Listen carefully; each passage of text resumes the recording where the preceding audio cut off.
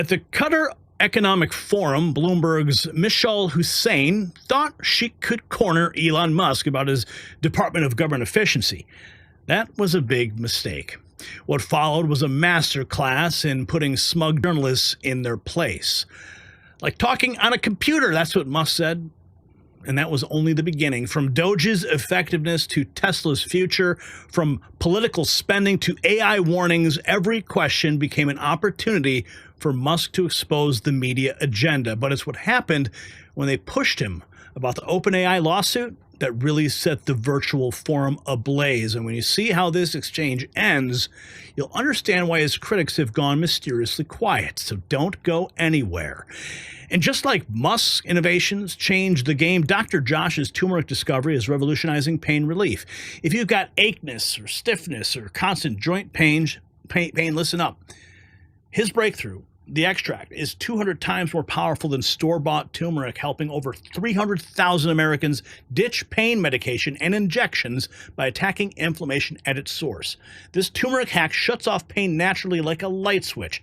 Visit goldenrevive.com/NNN. You'll find it linked right below this video. Just tap more and watch the video to learn how Dr. Josh's discovery could help you live pain-free without dangerous medications. Now, on the Qatar Economic Forum stage, Elon Musk dropping bombshell after bombshell. Rogue AGI could chain humanity. DC red tape throttles inventors. Big tech sold its soul for profit. We are about to break it all down. And of course, that moment when he roasted Bill Gates. So the AI lawsuits are raging. Musk says OpenAI broke its pledge, like turning a rainforest charity into a lumber cartel. He's suing. Stake $50 million, demands open source code, or else warns Congress humanity will kneel to a digital god within this decade if profit wins. Left, and let's talk about AI, which is in so many of your businesses and in all our worlds in different ways. It's one of the big changes, the development of generative AI, since you last spoke to this forum 3 years ago. You're in this space, of course, with Grok, which almost everyone will know. You co-founded OpenAI and then left, and you've obviously got a legal battle with OpenAI and Sam Altman. I wonder if you could say something about the status of that, because you were together in Saudi Arabia with the president last week with Sam Altman. In the same place at the same time. Sam was in the neighborhood. Okay, so does that mean you are pushing ahead with the lawsuit against OpenAI? Yes. So look, I came up with the name OpenAI as an open source and as a non-profit. And I funded OpenAI for the first roughly $50 million. It was intended to be a non-profit open source company, and now they're trying to change that for their own financial benefit into a for-profit company that is closed source. So this would be like, let's say you funded a non-profit to help preserve the Amazon rainforest, but instead of doing that, they became a lumber company, chopped down the forest and sold the wood. You'd be like, wait a second, that's not what I funded. That's OpenAI. They've made some changes to their corporate structure, though, haven't they, since, in recognition of what you've said? No, that's just what they told the media. Okay. They have partly walked back their plan to restructure the business. I guess that's made no difference to how you feel about it. So you're determined to see them in court? Of course. Well, that's certainly going to be one to watch. I also wanted to ask you about AI and regulation, because when you were here last talking to John Micklethwaite, you had some pretty strong words about the risk that AI poses, and you said that you really felt what the US was missing was a federal AI regulator, that, you know, something along the lines of the Food and Drug Administration or the Federal Aviation Administration. Now, you're clearly now in a zone where you're more on the cutting regulation side than wanting new regulators. So has your view changed on the need for an AI regulator? Well, it's not that I don't think there should be regulators. You can think of regulators like referees on the field in sports. There should be some number of referees, but that you shouldn't have so many referees that you can't kick the ball without hitting one. In most fields in the U.S., the regulatory burden has grown over time to the point where it's like having more referees than players on the field. And this is a natural consequence of an extended period of prosperity. It's very important to appreciate this. This has happened throughout history. When you have an extended period of prosperity with no existential war, there's no cleansing function for unnecessary laws and regulations. So what happens is that every year more laws and more regulations are passed because legislators are going to legislate, regulators are going to regulate. And you will get the steady pile of more and more laws and regulations over time until everything is illegal. And let me give you an example of a truly absurd situation. Under the Biden administration, SpaceX was sued for not hiring asylum seekers in the U.S. Now, the problem is it's actually illegal for SpaceX under ITAR, International Traffic in Arms Regulations, to hire anyone who is not a permanent resident of the United States, because the premise being that they will take advanced rocket technology and return to their home country if they're not a permanent resident. So we're simultaneously in a situation where it is illegal to hire asylum seekers and is also illegal to hire asylum seekers. And the Biden's Department of Justice chose to prosecute us despite both paths being illegal. Let's talk about goodness. Regulator overlord slam. Musk compares DC bureaucracy to a soccer pitch jammed with refs so thick you can't kick. which you Damned if you do, damned if you don't. But my question was specifically about a regulator for AI, which you said 3 years ago was needed, and you said we need to be proactive on the regulation of AI rather than reactive. Have you changed your mind on that? No, of course not. No, of course not. What I'm saying is that there should be some referees on the field, a few referees, but you shouldn't have a field jam-packed with referees such that you could not kick a ball in any direction without hitting one. So the fields that have been around for a long time, such as automotive, so aerospace, the sort of food and drug industries, are over-regulated, but the new fields, like artificial intelligence, are under-regulated. In fact, there is no regulator at all. So there should be. So do you still think that? Yes, I'm simply saying, which I think is just basic common sense, that you want to have at least you want to have a few referees in the field.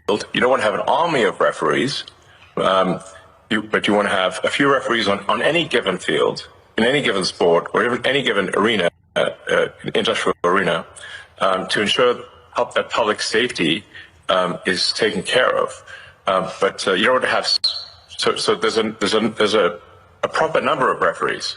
Like I said, it's actually very easy to visualize this when compared to sports. If the whole field is packed with referees, that would look absurd. But if there were no referees at all, your game's not going to be as good. Okay. NPC Moment exposed. Tired of scripted gotchas, must blast his interview. You're trapped in an NPC dialogue tree. That you're planning to save. I want to ask you about the total amount that you're planning to save through Doge's work. Before the election, you said it was going to be at least $2 trillion. The number currently on Doge.gov is $170 billion. That's a big change. What happened to the $2 trillion? Well, do you expect it to happen immediately? Well, is it going to happen? Because Doge is supposed to run till next July. I mean, your question is absurd in its fundamental premise. Are you assuming that on day, within a few months, there's an instant $2 trillion saved? No, I'm not at all. I'm just asking, is that still your aim then? Is it still your aim to get to $2 trillion? Have we not made good progress given the amount of time? That's exactly what I'm asking. So is it still your aim to go from 170 billion to 2 trillion? The ability of Doge to operate is a function of whether the government, and this includes the Congress, is willing to take our advice. We're not the dictators of the government; we are the advisors. And so we can advise, and the progress we've made thus far, I think, is incredible. The Doge team has done incredible work, but the magnitude of the savings is proportionate to the support we get from Congress and from the executive branch of the government in general. So we're not the dictators; we are the advisors. But thus far, for advisors, the Doge team, to their credit, has made incredible progress. You've talked about $4 billion a day being saved, but that won't get, which is, and I think everyone can agree that combating waste and inefficiency in government is a very good thing. But if you add that up, it's not going to get to $2 trillion over the lifetime of Doge. I'm sorry. The $4 billion a day, if Doge is going to run till next July, is not going to get you to $2 trillion. But you still say it's your aim, so we'll take that as read. There's what Doge. I mean, I feel you're somewhat trapped in the NPC dialogue tree of a traditional journalist. So it's difficult when I'm conversing with someone who's trapped in the dialogue tree of a conventional journalist, because it's like talking to a computer. Doge is an advisory group. We are doing the best we can as an advisory group. The progress made thus far as an advisory group is excellent. I don't think any advisory group has done better in the history of advisory groups of the government. We do not make the laws, nor do we control the judiciary, nor do we control the executive branch. We are simply advisors. In that context, we are doing very well. Beyond that, we cannot take action beyond that, because we are not some sort of imperial dictator of the government. There are three branches of government that are to some degree opposed to that level of cost savings. But nonetheless, let's not criticize whether there's $4 trillion, and instead look at the fact that $160 billion has been saved, and more will be saved too. I want to ask you: is the glass half empty or half full? Right. This is the moment that was absolutely epic. When he was questioned on U.S. aid cuts, Musk fires back. Who's Bill Gates? I do want to ask you about U.S. aid and the comments that Bill Gates made the other day, and I know that you called him. I know you've said that already. I wondered, and I'm just. Who does Bill Gates think he is to make comments about the welfare of children, given that he frequented Jeffrey Epstein? Boom. Well, he said he regrets those, and he spent a lot of his own money on philanthropy around the world over the years. My question to you is, have you looked at the data to check if he might be right that the cuts to USAID might cost millions of lives? Yes. I'd like him to show us any evidence whatsoever that that is true. It's false. What we found with USAID cuts, and by the way, they haven't all been cut. The parts of USAID that were found to be even slightly useful were transferred to the State Department. So they've not been deleted. They've simply been transferred to the State Department. But many times over with USAID and other organizations, when they said, "Oh well, this is going to help, children, or it's going to help some disease eradication or something like that," and then when we ask for any evidence whatsoever, I say, "Well, please connect us with this group of children so we can talk to them and understand more about their issue." We get nothing. We don't even try to come up with a show orphan, meaning like it's sort of like, well, can we at least see a few kids? Like, where are they? If they're in trouble, we'd like to talk to them and talk to their caregivers. Okay, well, and then we let me get put this nothing in. as a response, because it's what we find is an enormous amount of fraud and graft. Okay, And let me put this example to very you. little of it actually gets to the kids, if anything at all. Okay. I do want to ask you about Starlink freedom push. Musk slams South Africa's 140 race-based telecom regs, blocking Starlink, invoking Mandela. also had, let's think about Starlink. Starlink is obviously a very, very good internet service. It's sought after all over the world. It's critical to the front line in Ukraine.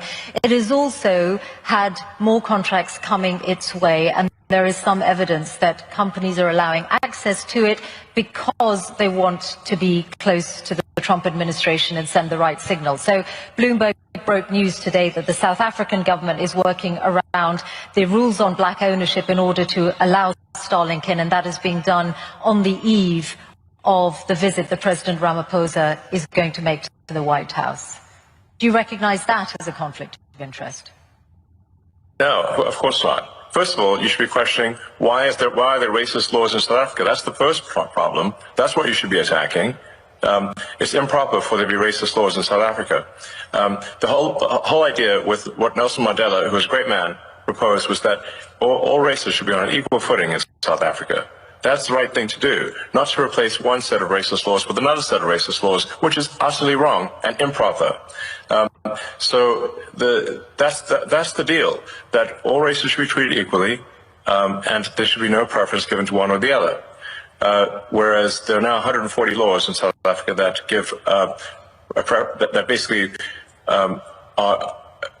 give strong preference to if you're a black South African, and not otherwise. And so now I'm in this absurd situation where I was born in South Africa but cannot get a license to operate in Starlink because I'm not black. Well, it looks Does like that that's seem about. right to It you?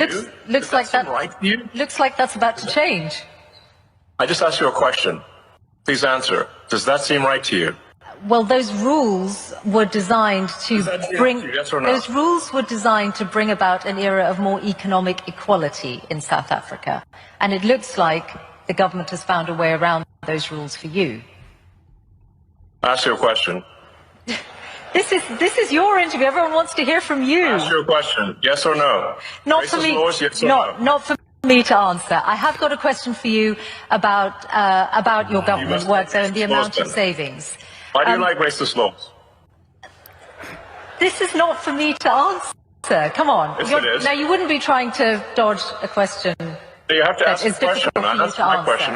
No, you answer mine. I think if you, I'm sure you can have that conversation directly with the South African government if you want to. I want to ask you about the total. I can't believe it. That's not good. I want to ask you about the total Why do you like amount. racist laws? Let's think about. Well, that was perfect. Musk now dismissing the Delaware judge as a Halloween activist, insisting on voting control, not cash.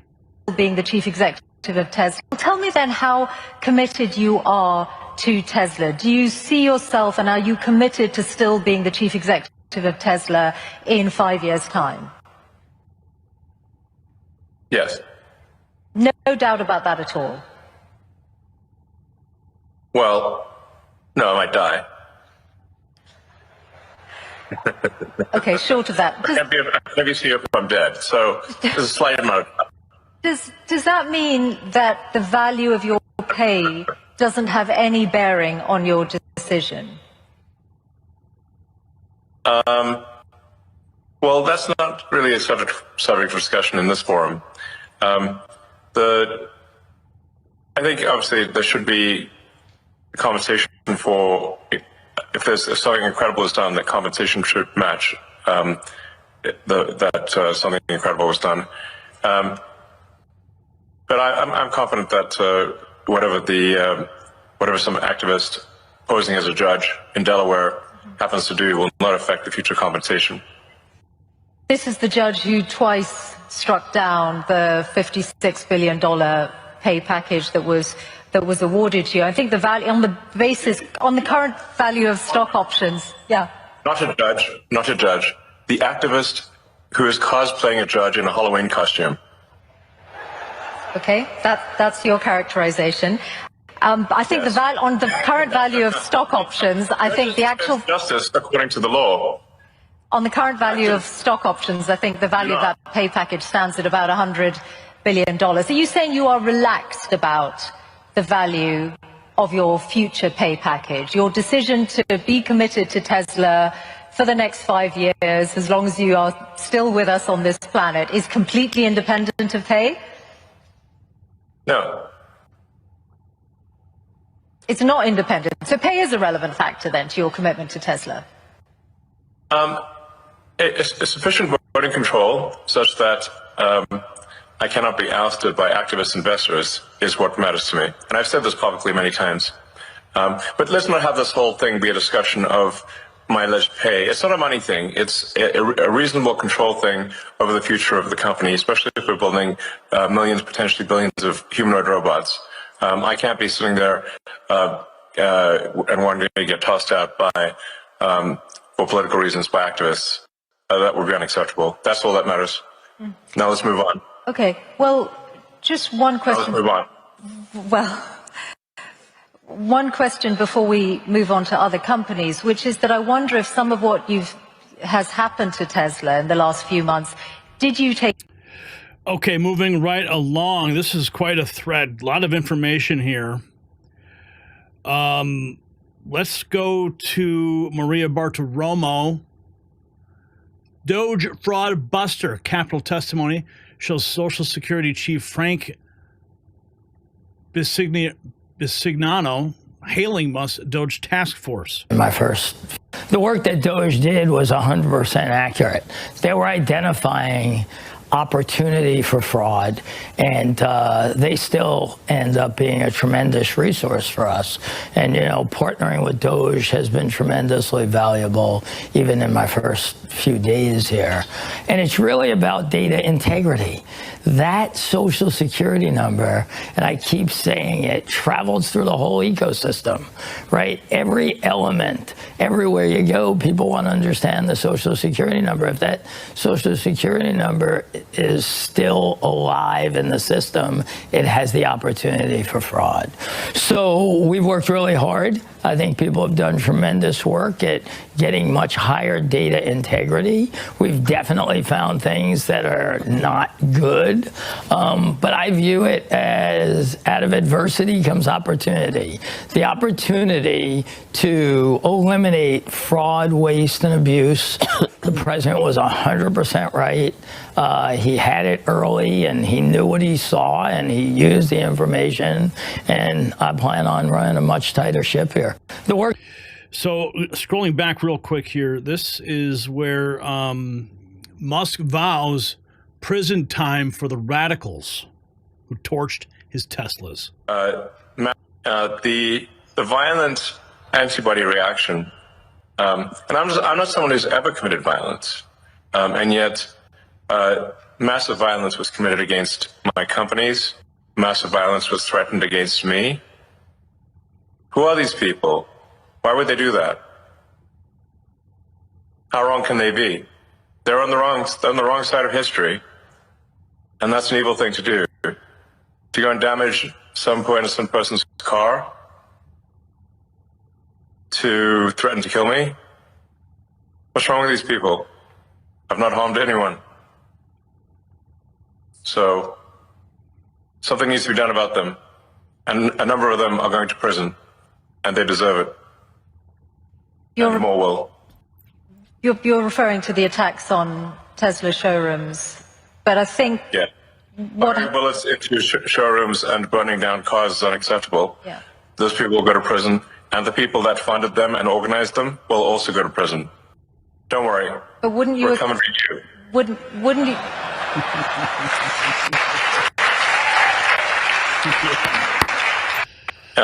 So what we witnessed in that Qatar Economic Forum wasn't just another tech CEO interview. It was a raw, unfiltered takedown of media bias. As Musk squared off with Bloomberg's Husain, the real story emerged. A billionaire refusing to play by the press's rules. So the questions remain. Why are they so desperate to discredit Doge's success? What's behind the push to challenge his political spending? And most importantly, what happens when those robo-taxis hit Austin's streets next month? Well, this wasn't just about defending his vision. It was about exposing the truth about media bias, government waste, and the future of American innovation. So what do you think about Musk's fierce pushback? I thought it was pretty awesome. Share your thoughts below.